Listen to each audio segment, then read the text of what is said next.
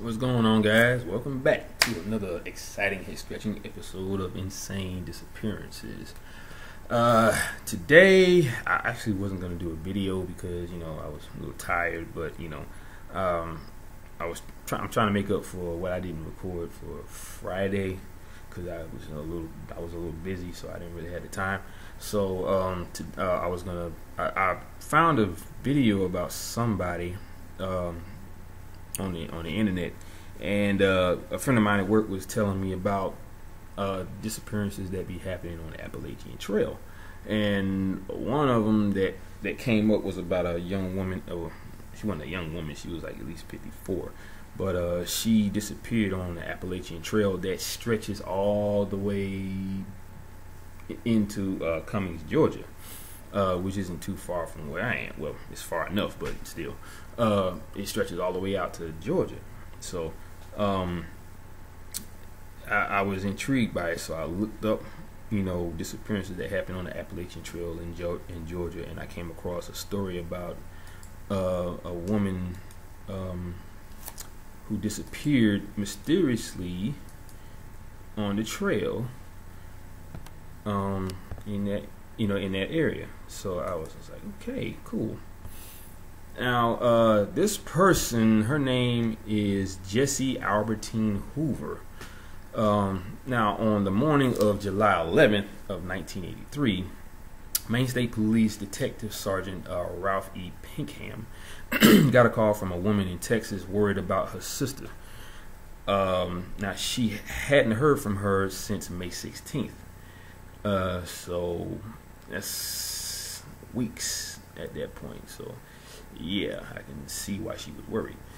But now, when Hoover called from a Bangor motel at the time, her sister said the 50-year-old had only about $15 to $20 to her name, but intended to wire for money when she had passed through towns along the Appalachian Trail, which she had come to Maine to through hike. I still say that's a weird name for a hike, but anyway. Now, at Baxter State Park, Pinkham learned Hoover had talked with rangers about her hike plans and had been turned around from submitting Mount Katahdin. Obviously, that's a pretty treacherous hike, and they feel that they probably could even tell that she wasn't an experienced hiker, or she wouldn't have even submitted something like that for her to actually go hike. I didn't know you even had to submit a certain area that you wanted to hike in. I thought you could just go in and just start hiking, So obviously there's rules and regulations to the matter, so that way people who are experts and they are actually rangers in the park can actually monitor who is an expert and who isn't. Therefore, they won't have to worry about them getting hurt or falling to their death or whatever the case may be. I guess this is just an educated guess at my point. But anyway, she's believed to have started to hike south, but northbound Appalachian Trail hikers coming through the dicey pond checkpoint hadn't seen her at all. In fact, it had been 6 weeks since anyone had seen her. Now, when Hoover had stepped off a bus in Bangor in early May, she was bound for an adventure of a lifetime, hiking the Appalachian Trail. Now, you see, yet she was neither an experienced hiker nor familiar with the North Woods, outside of an inspiring article in the National Geographic, which is something that she read about. Now, the reasons why is a little bit later, but it happened when her husband had passed away suddenly from a car accident. He was hit. Well, not so much it was a car accident. He was hit by a car and died, I think, suddenly after, like at the hospital. And right after he passed away, she got this notion to actually want to hike. I guess it was one of those things where you start to realize that life is short, so you want to do something a little bit more adventurous, or just straight up have a little action in your life, I guess. Which is exactly the reason why she did what she did. But she read into the notion of wanting to hike. She wasn't an actual experienced hiker. So, like she was more of a homebody because she had 5 kids to raise. Okay, so now an investigation eventually mounted by the Maine Warden Service traced her to the trailhead of the 100-mile wilderness south of Baxter State Park. It's the most remote stretch of the entire Appalachian Trail, surrounded by about 15 million acres of lonely forest. Now, it's not a place to take lightly. Now, this is what the retired game warden Dave Sewell said. Now, he led the investigation into her disappearance. If you want to do it prepared, which is the one thing that she wasn't. She was not prepared at all. By all accounts, the 5'10", 240-pound Hoover was dangerously unprepared. When she walked into the Maine wilderness, she was wearing blue jeans, a blue shirt, a blue windbreaker, and heavy shoes. She was carrying a blue knapsack for the 2,180-mile hike to Springer Mountain in Georgia. Let's see. Now, she also was suffering from epilepsy, according to her family, and took regular medication. Now, the epilepsy actually came from when she was a child. She was a very adventurous person, very active, and she was always running and jumping around like all kids. So one day she decides to actually leap from the roof just to see if she could land on the ground. That didn't go so well, because when she fell, she suffered some damage to her head, which caused her to actually develop epilepsy at that point. So, yeah, that's pretty crazy. Now, since her disappearance, Hoover's name has been little more than a footnote in Maine history. Her name was forgotten for decades and only listed recently in public missing person reports and unsolved case files. Yet her family in White Settlement, Texas, still waits for an answer to a question first asked 32 years ago. What happened to Jessie Hoover? Did she really simply disappear without a trace? Now, this is an age-old question that is still very strong in the areas of people that disappear in national parks, state parks, national forests, and state forests. And sometimes even in your backyard, like is what David Paulides says all the time. Now, I got a person that goes into a wooded area for a hike. The worst part about all of these disappearances is that they're going there, but you have no recollection or no idea of what happened to them between the time when they walked into the park and the time when they should have came out the park in order to go home. So whatever happens to them in between those two points is a complete mystery. What happens to that person? Do they get eaten by bears? Do they get eaten by mountain lions? Does a serial killer kill them and take them wherever they're gonna go so that they won't ever find their body? The question mounts year after year because of the fact that no one really knows what happens. They come up with all these analogies, all these ideas of what could have happened because of recent reports of serial killers being in national parks, or they just drum up the idea that maybe there is a serial killer in a national park, or the fact that a mountain lion dragged them to their cave and ate the body. Now, as I've said before, because of what happened with Jerry Atadero, and I say this a million times, and I've said it a million times more, there is no recorded evidence to state that a mountain lion or a lion alone can devour a human body. They gnaw at what they want, and that's the guts and the meat, meaning the muscle. Okay, they gnaw at it. They're even buried in dirt to preserve it for later for their family if they have cubs or whatever the case may be. They'll even drag it to a certain point, but they cannot and have not since I don't know when, but say I've never seen an animal do that. I've never seen it on National Geographic. I've never seen any of it. I just know for a fact that animals do not devour human bodies like that. Okay, whatever can devour a human body like that is not of this planet or of this realm. I don't know, but for her to disappear the way she did and you not know how makes it even more weirder, because you just all you do is come up with ideas of what could have happened, but there's no evidence to back up those theories or those ideas that you may have about why this person disappeared. So that just leaves a huge gap in the mystery of why a person disappears like that. Okay, she goes in and never comes out, so obviously something happened to her. She either fell to her death, to the rocky floor below, or fell into a box canyon maybe, or she walked into oblivion, meaning she walked into a wormhole that she couldn't even see with her own eyes, because energy normally cannot be seen by the naked eye. You have to use technology in order to see the energy that it gives off, just so you can pinpoint where the wormhole is. So I'm thinking that's what happened. She walked into a wormhole that she probably couldn't see with her own eyes, or she got sucked into like a void, maybe, I don't know.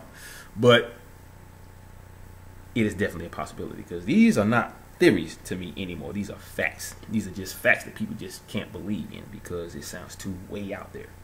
But it is what it is. Can you say what happened to her? Do you have any evidence to back up what you think may have happened to her? No, you don't, because that is not part of these cases. It never is. But anyway, now in Texas, Hoover left behind a big family and many friends when she headed off on what was to be a bucket list adventure. Her daughter, Mary Yaden, I think it's Yaden, now 55, still lives in the white settlement home where her parents raised her and her brothers. Hoover's eldest son, Eugene Daniel Hoover, now 63, lives in Fort Worth, Texas, not far from the old family home. For the family left behind, the last 32 years have been clouded with the uncertainty of what happened to their mother out there on the Appalachian Trail. Born June 13, 1929, Jessie Albertine Hoover, which is her maiden name, of course, grew up outside Shreveport, Louisiana, not far from the state's border with Texas. Now, in the 1940s, she met a young man named Eugene Vernon Hoover, an assemblyman at General Dynamics. I'd have to look that up. I don't know what that is. It's obviously some kind of a company that he worked for, maybe a military company. Who knows? But let's see. Now, they married November 27th, 1948. And two weeks later, moved into a modest single-story home on Farmers Road in White Settlement, a suburb of Fort Worth. Now, the couple raised a family that grew into 5 kids, 4 boys and a daughter, Mary, who was the youngest, and that's Mary Yaden, of course. Now, Mary Yaden said her mother was a strong-willed woman who was always more comfortable in blue jeans. She liked the outdoors. Eugene Daniel Hoover said that she liked the outdoors. She was more or less a tomboy. When she was younger, Jessie Hoover and her 2 sisters never shied away from rugged play, including jumping from high places, which is something that I talked about earlier in the video about her jumping off the roof, which is the part that's coming up now. Okay, one time Yaden had said that Hoover and her sisters were on the roof of their family home outside Shreveport, and the jump didn't go quite as planned. Her mother suffered a head injury that Yaden believes caused the epilepsy she lived with for the rest of her life. Yeah, she should have went feet first. Maybe she miscalculated the jump and she ended up falling, or her body just kind of turned as she jumped. Or maybe when she landed on the ground, her feet gave way because of the force of the contact with the ground, and she fell off her feet and went head first into maybe a rock or the ground itself. Or maybe there was a driveway, a tar-based driveway, and her head just hit that part. I don't know, but it caused some major damage to her well-being. Now, this adventuresome spirit continued into her teens. when she was a teenager, her parents divorced. Her father's job with Mobile took, so maybe it was like some sort of car company or a cell phone company. It just said a mobile company that he worked for. It took him to California while her mother stayed in Louisiana. Hoover's sister also moved out west after a couple of years to live with their father. Even though Hoover continued to live with her mother, she regularly hitchhiked between Louisiana and California to spend time with both her parents. Now, let's see. But once she settled in white settlement with Eugene Hoover, with Eugene, Hoover rarely traveled except to visit her mother back in Shreveport. Now, the family commitments came first, of course, which is what I would have done, So the Hoover family's otherwise stable life would take an unexpected turn in early November of 1982. On November 5th, 1982, Eugene Hoover died suddenly when he was struck by a car while collecting returnable cans and bottles. Jessie Hoover was out of town at the time visiting her mother in Louisiana. Once word of her husband's death got to her, she cut the trip short and returned to Texas. Married for 35 years, his sudden death devastated her. Now, this is at that point where she became this rebel who wanted to just do something adventurous, which is where the hiking part came from. Now, she was depressed. Yaden, that's what Yaden said. She was depressed after that. The loss of my dad was hard on her. Now, not long after her husband's death, Hoover began to talk about hiking the Appalachian Trail. Obviously, she's done a lot of reading up on it, and it looked very adventurous and something that she probably would want to try because life is too short. So she wants to do things that will boost the activity in her life, so that she can leave this earth knowing that she did something worthwhile, I guess. Okay. Now, something that had caught her interest years earlier, when she read an article in National Geographic, she began to read everything she could about the iconic trail in anticipation of one day accomplishing that feat. Someday she was going to do it. This is what her sister was saying at the time. Eugene Daniel Hoover said his mother had often talked about going up to Maine and hiking that thing all the way to Georgia. That's what I call adventurous. That's one big hike. Now, the sudden death of her husband seemed to spur his mother into action.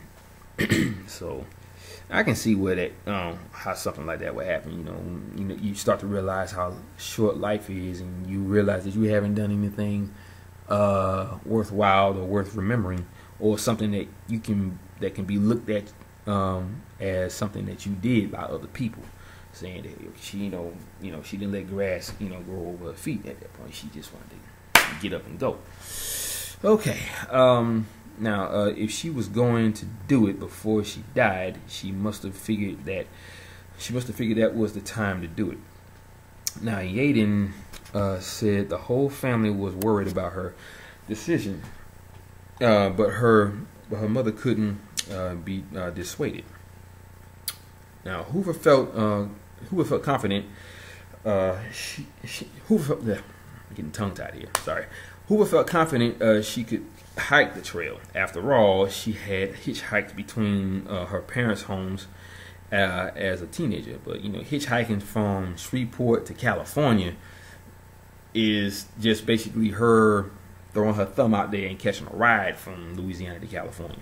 That's not really hiking. Now, if she walked from Louisiana to California, that's one heck of a feat. But I think California is like right next to Louisiana. I'm not sure. But if it is, I can see why she hiked, but that's still a long hike. So I don't know if she hiked through the mountains to get there, or she just hiked on the road and caught a ride in between the 2 points. I don't know. It doesn't say that, but I just know that she went from point to point. You know, she called it hiking or hitchhiked. So yeah, hitchhiking and hiking are two different things. You know, so hitching a ride, which is basically hiking on wheels instead of hiking on foot. Anyway. Let's see now. Hoover had crafted an itinerary of when she would arrive at major stops along the trail to pick up supplies and wire for money. She even made arrangements with the family doctor to get refills of her medication along the way. Okay, now she had it all figured out, which is a good thing in certain cases. You know, she was still very unprepared. Okay, now meanwhile, the plan had an added benefit. It lightened the dark days of Hoover after her husband's death. Now, the plan to hike the Appalachian Trail kind of made her feel good. She had control of that, at least, but still, you know, anything can easily go wrong when it comes to something like that, even if you know in your mind that you're prepared. Let's see now. Though she wouldn't change her mind about hiking the trail, Hoover did offer her family one concession. She would call if she thought she couldn't go any further, which is a good thing. You know, you got to stay in contact with your family when you're doing stuff like that. That way they know where you are, they know what you're doing, and they know how you're feeling, or whatever the case may be. So now when her departure day came, just after Mother's Day, Yaden accompanied her mother to the Greyhound station in Fort Worth. Hoover had packed a stack of pre-addressed postcards to mail along the way, at least once a week, and an AT&T calling card. Yaden told her mother to call if she needed money along the way. That was the last time she saw her mother. Whew, I always hate that part of the story, when that was the last time they ever heard from her. Now, a few days later, Hoover made her last call home, and that was around the time when she vanished. Now, between 2 million and 3 million people hike the Appalachian Trail each year, according to a recent count by Appalachian Trail conservancies of the conservancies of those. Now, few attempt a through hike, and most that do start in Georgia in the spring. Around 10% of through hikers start in Maine. Usually in June, when the weather has improved. Only one in 4 ever finish. Now, in May of 1983, Hoover would have been one of the few hikers crossing the 100-mile wilderness, an area so remote that the Maine Appalachian Trail Club strongly urges hikers to carry at least 8 to 10 days worth of food on this leg of the trail. Now, see, with something like that, you definitely need to do that, because we're talking about 8 to 10 days of hiking. That's a lot of hiking. I know I could never do it. So this woman had beef jerky, all kinds of things, you know. But in her case, none of that helped her in that area. So that's pretty much it on that information. But the main thing is that when they sent out a search party for her, she was never found. The information that she gave through the phone, you know, she was picking up supplies and all that stuff, and she obviously ate it, but they didn't find anything of her on that trail at all. So that right there was the big part, was that there was no evidence found of her. They just know that she went in and never came out. But it says right here, if the Warden Service had known about Hoover sooner, Seawall said they could have diverted resources from the search for the other lost hiker to look for her. You know, so obviously it was more than just her that went missing. Now, in her case, there was no body, clothes, or blue knapsack was ever found. So whatever took her took all of her belongings with her, so nobody would be able to track her at that point. So yeah, that's the crazy part, and that happens in a lot of these cases, which correlates with everything that David Paulides talks about. He always talks about people who go into the national parks, and for some reason when they disappear, their equipment or supplies disappear with them. So in a case like that, you tend to look at it as, okay, why would they take their supplies? The obvious reason would be because they don't want anything of her to be found. Therefore, it can't be tracked to where she was last. They want it to look like she just vanished without a trace. And obviously she did, but it was the way that she may have vanished. They may have took her into a wormhole and she ended up in some other dimension, on another planet somewhere, or even on a parallel Earth. The question is, why are these people being taken and never brought back? Now, I've stated this before in my last video about this man named I almost said it.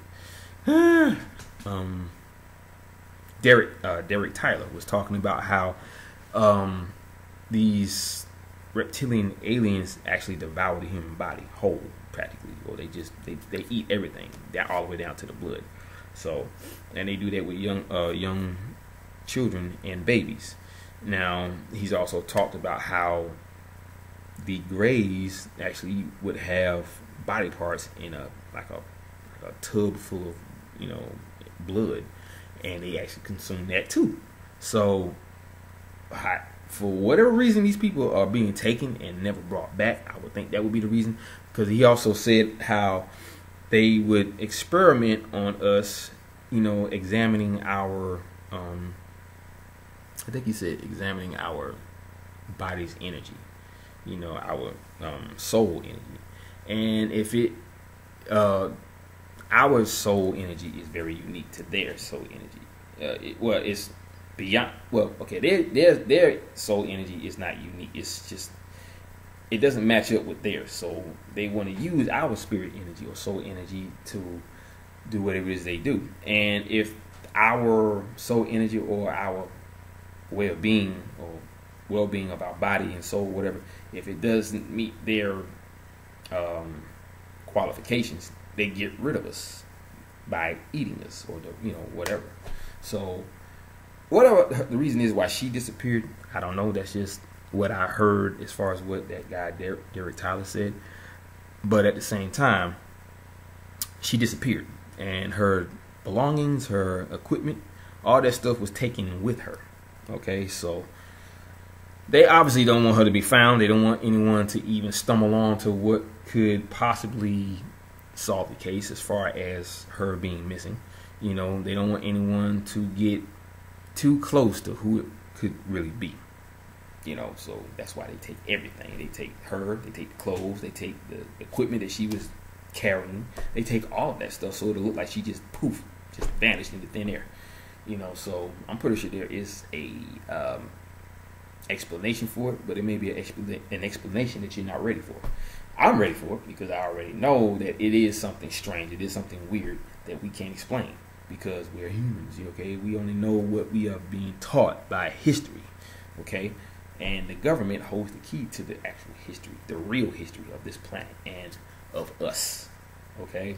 And we just keep going and going and going, like having babies and then growing up and they start their life. So it's like the chicken and the egg, So there's really, there's really no true answer to that question. What comes first, the chicken or the egg? Because without the chicken, without the chicken, there's no egg, and without the egg, there's no chicken.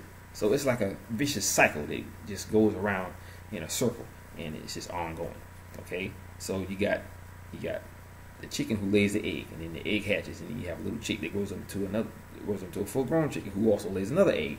So, like I said, it's a evolutionary ring that just never ends. It just keeps going. It's evolution, or the cycle of life. It's a cycle, a never-ending cycle for the chicken and the egg theory. So there is no true answer for that. Just so you know. You know, if you've been thinking about that, that's the reason why. It's a never-ending cycle. Okay. You can't answer a question like that because it just keeps happening. You go to a farm, what do you see? You see chickens, you see hens, you see all that. What are they doing? They're laying eggs. What happens? They hatch. You got baby chicks. They grow up into full-blown chickens or hens or whatever. Then they do the same thing over and over and over again. It's just endless. It's timeless. Okay, so you can't answer a question like that, even though the question is out there. You know, that's my theory on the situation because I had to really think about it, and I think I figured it out. You can't answer that question. It's like a river that, a riddle that can't be solved. Okay, so anyway, guys, that is my time. I got to go. I just want to be able to get a little bit of chill time and rest. I already got my food made for work and everything. So I just wanted to make this video for you guys because I wanted to get this out there. And when I heard about it and I read it fully and realized that it is just like all of the stories that David Paulides talks about, I want to try and stay true to the genre of the disappearances, where they have the weird evidence, not so much a person that disappeared. Now, I will post information like that as well to help get the word out there about people who go missing, especially children. There's a story about a young woman that I heard about on this show called See No Evil, where they use video, like file footage from security cameras and CCTV cameras to track where the person that went missing was going. But the outcome turns out to be someone that was either killed by a best friend or whatever the case may be. Because there was a story about a young girl who was supposedly this great kid. I'm not saying that she wasn't, if the families are watching, but she was somewhat of a rebel because the story is that she snuck out with some friends, but she never came back home. And then they found out later on that her so-called best friends were actually stabbed her to death 50 times because they said they didn't like her. But at the same time, you were best friends with her ever since y'all were kids. So I don't know where that came from, but yeah. Anyway, but yeah, that's my time, guys. I want to thank you guys for watching. I want to thank you guys for subscribing to my channel and watching my videos, giving me all those likes on most of my videos.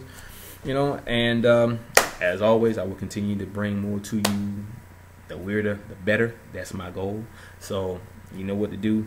Hit me with those thumbs up and subscribe to my channel below. Any information that you want to find out about, I will have in the description section below, which is mainly just email address if you want to send me some cases or whatever the case may be. If you want to comment, if there's any family members out there that is related to these famous disappearances, feel free to hit me up. If you're watching this video, you know what to do. Comment, give me your information, and I will contact you if you want to be interviewed for about what happened to your sibling, or family member. That's what I'm here for. I'm here to promote the truth, okay? Because just I think yesterday or the day before, I got a comment from someone who knew a certain guy that I talked about in a video that I made a while ago, probably like maybe a year ago, about a young man who disappeared in a national park. He said he knew him very well, and he would truly be missed, and that he thanked me for putting it out there for awareness. And so I said, well, hey, that's what I'm here for. So if there's anybody out there that knows the people who are in David Paulides' books, like a family member or a friend, feel free to comment on my page. If you want to leave some information for me, like say a phone number, and I can get a chance to interview or talk to you and get the story behind the story. Not saying that David Paulides doesn't do a good job. He does. He states all the facts so that you can try to figure out yourself what happened. But it's still very good to actually be to interview the family members or the friends or whoever else. Now if it's too soon, I understand. Just like with that young guy, I think it was Brian something, his cousin hit me up with a comment telling me to take the video down because it was just too much for her to even bear or watch because of what happened to her cousin, which I understood that too, which is the reason why I took it down. So out of respect, that's what I will do. If it's if you don't feel right even looking at it because it just brings back horrible memories, I understand that. So But yeah. So you guys know what to do, and you know I know what to do. Keep coming with more videos, and I am so glad that everybody loves my videos. I really am very appreciative of that. And I can't do it without you guys. I say this all the time in my comments, but I can't do this without you. You know, you guys are the ones that keep me going. You guys are the ones that, you know, give me the drive to do as much as I can to get the word out there about these people who turn up missing, and the ones that are found dead under mysterious circumstances. But that's what I'm here for. I'm here for the truth. I don't want to promote any cheese or any cheesy information. You know, if I get something wrong, I would expect you guys to correct me. You know, because I don't want to say anything wrong or say anything out of character. You know, so in light of that, I will continue to do so. I will continue to make sure all these videos get put on here and they're just as accurate as they can be. I would love to still get a chance to interview some of the family members of these people that were in David Paulides' books, like Dale Stelling and his son. His grandson hit me up with a comment on one of his videos. I haven't heard anything else from him, and I'm pretty sure his father didn't really want to respond to that. I understand, because it's only been 3 years since his father went missing, and I think it was Yosemite National Park, I believe. But like I said, I completely understand, but I still put the information out there for you to call me or whatever the case may be. He may have actually did call me, because I didn't get any information as to like what his number was, you know, so I wouldn't have known if it was him or not if he did call, because that's completely different from what happened when I was interviewing Catherine Van Alst. You know, first it was her granddaughter that hit me up saying that's my grandmother, you know, and then excuse me, the granddaughter's mother contacted me saying I got my facts wrong, and so I wanted to make sure I got everything right, and that's when she gave me her mother's number, and I called her and I interviewed her, and it was a great interview. I just really hate the fact that the quality of the video as far as the sound was bad, because I didn't pre-check everything. I did, but normally what I do, I create 2 small videos just to test the sound, and if it sounds good the second time, I know that third time I record it'll be perfect. But I didn't do that because I was so excited about the interview. I just wasn't thinking at that point, so I try to make sure that I do that for future interviews with people who want to talk about what happened to their family members, you know, if that does happen, you know. And I would love to get a chance to interview David Paulides too, because I was listening to a broadcast secure team, and the guy Tyler who runs the channel actually interviewed David Paulides, you know, so that strive me to actually do the same. I would love to get a chance to interview, but you got to have your shit together. You got to have everything on point, questions and all. You don't want to, you know, sound like an amateur. Even though I am an amateur, you know, I've only been doing this for like 2-3 years. And he's been doing it for 7 years, so he's got a lot more to say and a lot more to ask, and he's got a lot more, you know, quality when it comes to making videos. You know, he makes some excellent videos as far as the editing and stuff like that. The graphics, everything is cool. The opening is fantastic. You know, I'm a big fan of that. But anyway, let me get out of here, guys. So I've been rambling on too much. But anyway, once again, I want to thank you guys for watching this video, and I will see you soon. Hopefully I'll be able to make another video tomorrow, because I'm off for the next 3 days. I got my holiday. My actual holiday is tomorrow, and I get a chance to celebrate the actual holiday the next day as well. So I got Monday, Tuesday, and Wednesday off. So without further ado, aloha, mahalo, and ahuiho. Now, if I don't get a chance to make a video for those days, I just want to say happy 4th to everyone. I hope you enjoy the fireworks show and have a nice cookout with your families, and I will see you guys soon. All right after the holiday. So if I do, I will make one. If I don't, I just want to wish you guys a very happy 4th of July. All right, peace out, guys.